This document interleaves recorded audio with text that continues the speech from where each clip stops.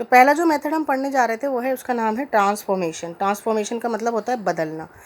तो हम क्या कर रहे हैं, हम सिंपली जो है होस्ट सेल को बदल रहे हैं ताकि उसके अंदर हम किसको ट्रांसफ़र कर पाएँ, हम उसके अंदर ट्रांसफ़र कर पाएँ रिकॉम्बिनेंट डीएनए को। ये सबसे ज़्यादा कॉमनली यूज मेथड है। इसमें सिंपली क्या करते हैं, होस्ट सेल को यानी कि इकोलाई या ईस्ट जो भी होस्ट सेल है उसको हम एक कैल्शियम क्लोराइड के कोल्ड सॉल्यूशन में रख देते हैं। अब जब हम इकोलाई या कोई भी एक यीस्ट है उसको हम होस्ट सेल जो है उसके साथ उसको हम कोल्ड कैल्शियम क्लोराइड के सॉल्यूशन में अलोंग विद वेक्टर रखेंगे। पर इस वेक्टर में क्या होगा बच्चों, इस वेक्टर में ज़रूर रिकॉम्बिनेंट डीएनए ज़रूर प्रेजेंट होगा।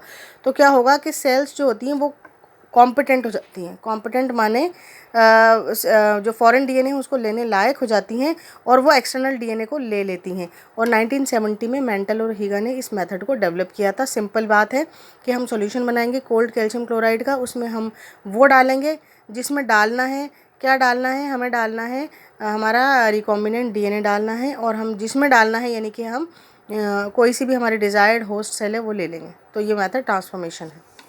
सेकंड मेथड ट्रांसफेक्शन है। वो भी कोई ज़्यादा डिफरेंस नहीं है ट्रांसफॉर्मेशन से, केवल इसमें जो सॉल्यूशन है वो चेंज है। इसमें भी यही है, रिकॉम्बिनेंट वेक्टर जिसमें डिज़ायर्ड डीएनए प्रेजेंट है प्लस प्लाज्मिड, दोनों मिलके रिकॉम्बिनेंट वेक्टर बनाए दोनों ने मिलके। रिकॉम्बिनेंट वेक्टर में क्या क्या चीज़ प्रेजेंट है, डिज़ायर्ड जीन और हमारा प्लाज्मिड।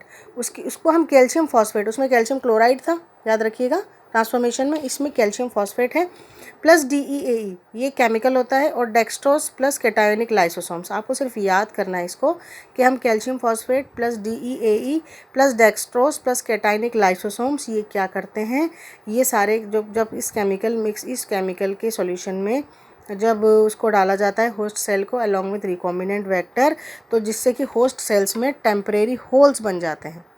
टेम्परेरी होते हैं ये होल्स, तो बन जाते हैं लेकिन ये टेम्परेरी होते हैं। तो क्या होता है, जब वो होल्स बनते हैं तो हमारा रिकॉम्बिनेंट वेक्टर जो होगा जो कि हमारे प्लाज्मिड होगा, जिसमें प्लाज्मिड में हमारा जीन होगा, वो सीधा अंदर चले जाएगा होस्ट सेल के, और उसके साथ हमारा रिकॉम्बिनेंट डीएनए जो होगा वो एंटर हो जाएगा, और हमारा जो एम था वो पूरा हो जाएगा। हमारा एम था introduction of recombinant DNA into host cells.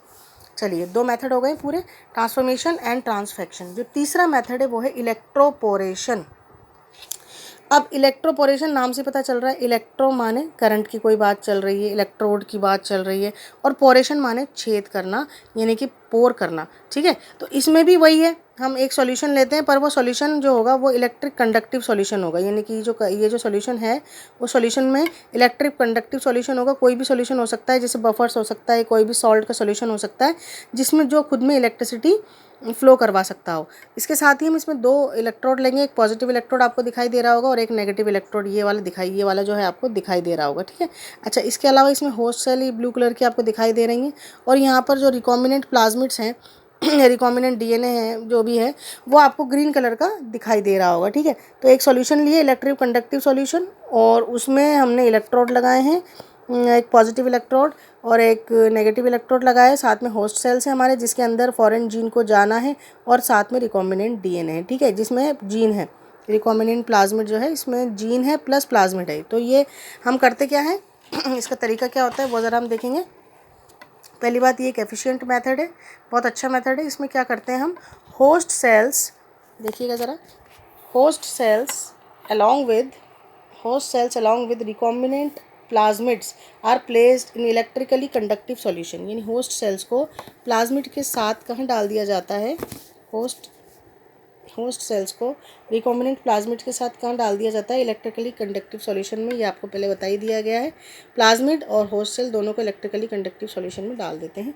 Brief electric pulses of 30 से 40 यानी 30 to 40 milli volts are applied by which temporary pores are created in the cells and by this recombinant vector enter in the cell. इसमें क्या होता है कि brief electric current दिए जाते हैं या इसके बिजली के झटके दिए जाते हैं ब्रीफ, लेकिन बहुत छोटे छोटे 30 से 40 मिली वोल्ट के, जिससे क्या होता है सेल जो होस्ट सेल होती है उस पर कोई नुकसान तो नहीं होता, लेकिन उसमें टेम्परेरी पोर्स हो जाते हैं।